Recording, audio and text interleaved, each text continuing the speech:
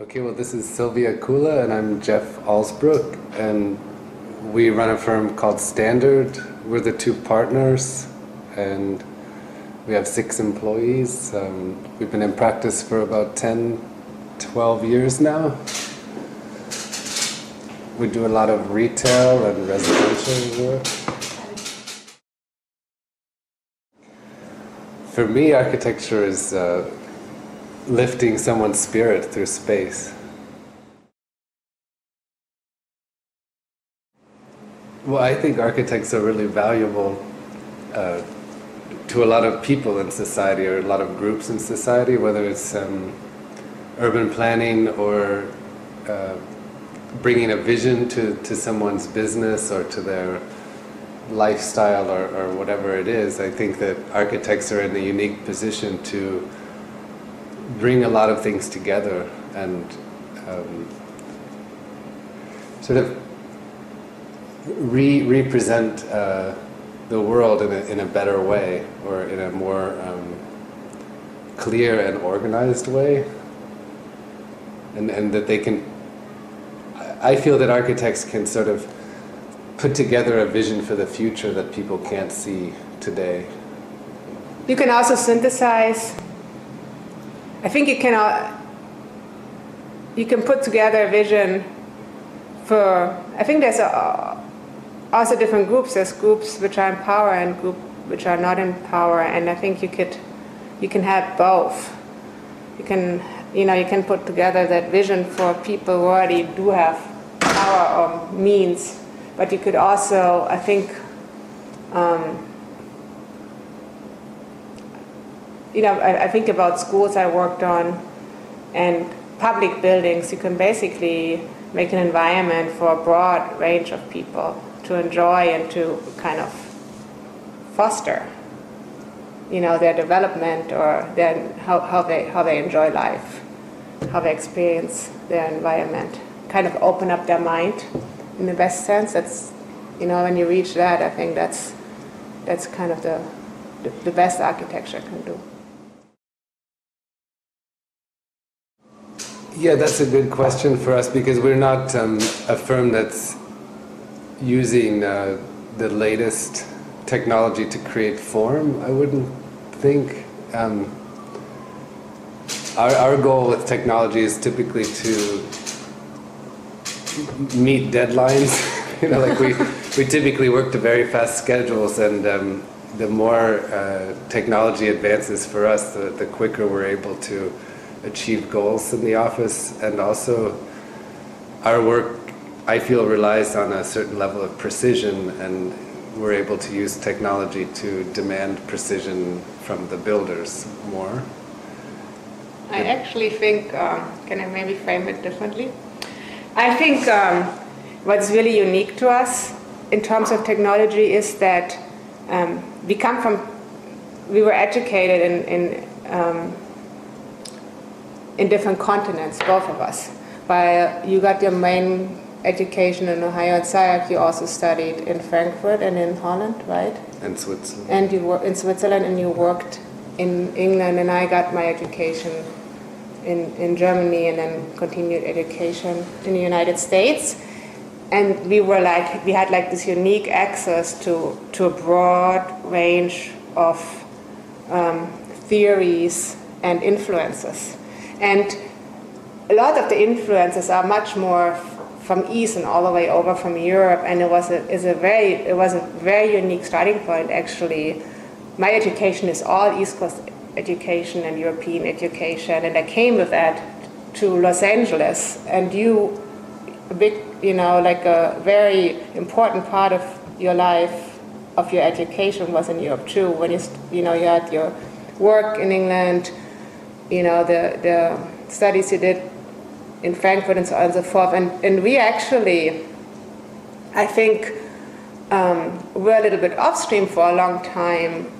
We kind of developed our own voice here, which was not directly derived from what happened in SciAc or in UCLA at that time. It was at UCLA. It was from what we learned elsewhere, and we brought it here, and we kind of did, we created our whole own voice, sometimes with communicating with people back in Europe and so on and so forth about our ideas. Our clients and our projects depend a lot on face-to-face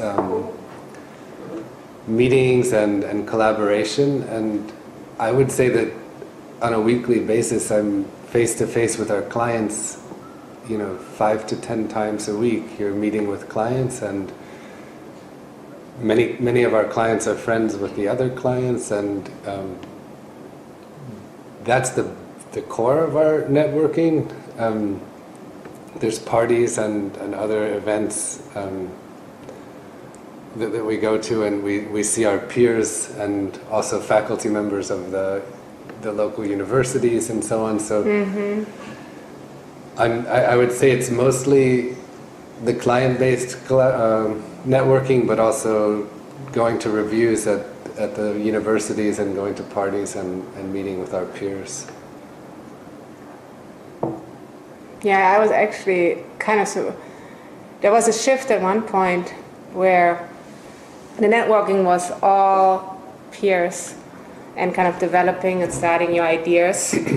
And our business it's interesting that we become friends with lots of our clients, and it became like it's basically it's a gray.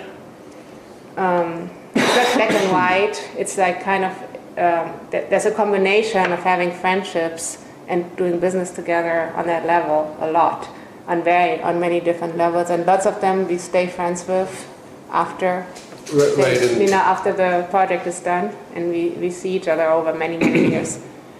And without name dropping, there's people like Sylvia's former employer and friends of ours who are internationally recognized clothing designers, and Sylvia's introduced those two together in Paris, and now they're friends, and the same in Los Angeles. There's clients of ours who are photographers or so on, but we'll introduce them to architects that we know and so on, and we feel that we can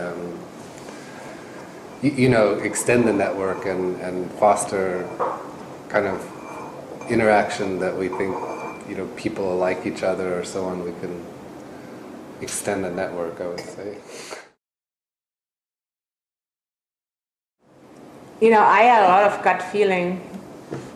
Gut feeling was really important for me to follow also, and not just do some kind of try to do some objective point system. You basically read about a university, or there's certain stuff there right now, or there's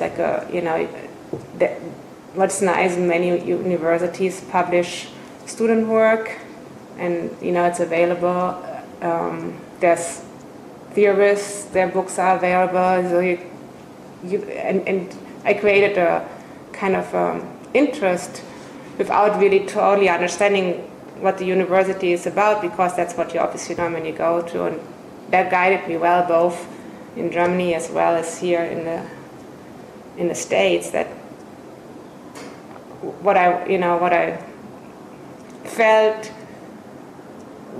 I felt more I had an interest, and I wanted to know more about it, and that was always a right inkling in the beginning. It was always a good decision I made based on it, and I enjoyed the studies later. For me, it was 10 years in school from 1986 to 1996. I was in schools of various types, and I think one great thing to know is that you can't learn it all in one place, and that you need to start somewhere, and it has to start with your interest. And